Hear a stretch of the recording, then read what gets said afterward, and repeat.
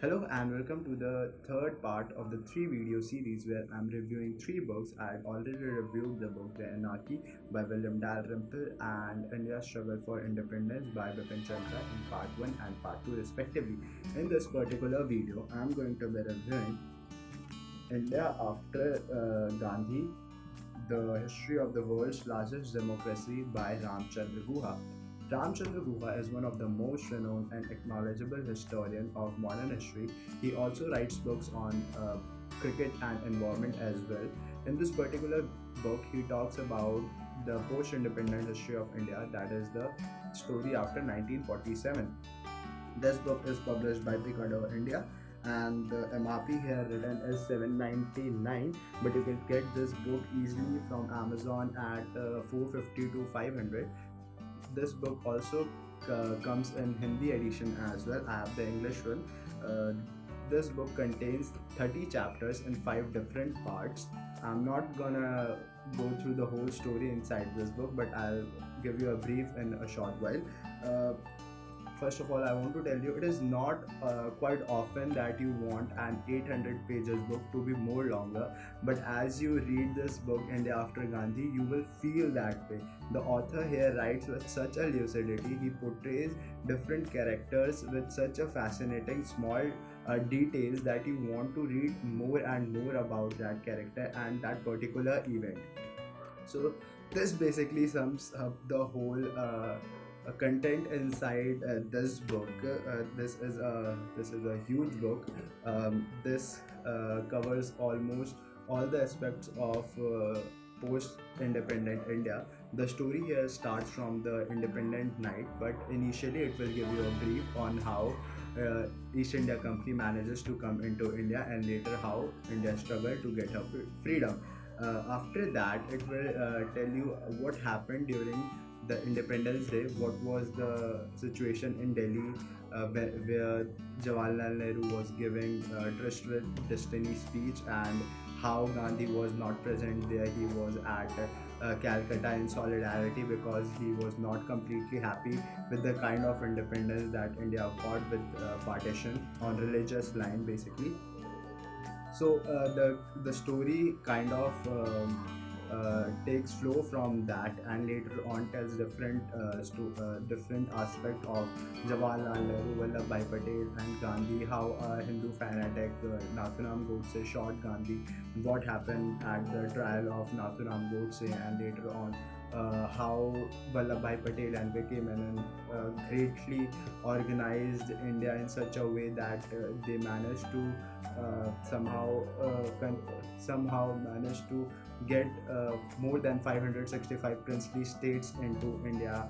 The problems in Junagadh, Hyderabad, mainly the problem in Kashmir, Jammu and Kashmir, the problem with Maharaja Hari Singh, how the Pathan tribals of Pakistan attacked India at that moment, what happened during that, how Article 370 came into play in Jammu and Kashmir, later on the problems of Northeast, how different states were carved out, what was the struggle behind different states, the different political leaders like Poti Siramolu of Andhra Pradesh, the Andhra struggle, the Maharashtra struggle, how Mumbai became the capital of Maharashtra, what happened after that, the India-China war, what happened during the India-China war, what was happening at that time, what was the roles and responsibility of Jawaharlal Nehru and Defense Minister V.K. Menon, what was the lapses in the policies of Jawaharlal Nehru, how Jawaharlal Nehru ignored some of the facts that China will become aggressive. What was the relation between India and Russia? What was the relation between India and Pakistan? What was the relation between India and China and India and America? After that, the rise of Lal Bahadur Shastri, how Lal Bahadur Shastri became the Prime Minister of India. After that, the war with India, in the war with Pakistan, what happened that how Lal Bahadur Shastri somehow stood strong against Pakistan. Later on, how Indira Gandhi became the Prime Minister of the India, and how somehow the relations between India and America deteriorated at that time. Uh, the how Bangladesh got created, what was the whole scenario when the war was was between India and Pakistan during that moment of time, how emergency came into India, how later on what happened in emergency, the rise of different political leaders and different political parties like Janasangh, Bharatiya Janata Party, and different veteran leaders like Jayaprakash Narayan. How our constitution was crafted by Dr. B.R. Ambedkar, the chairman of the drafting committee, and later on the different things about constitution, the discussions in the parliament at that moment of time.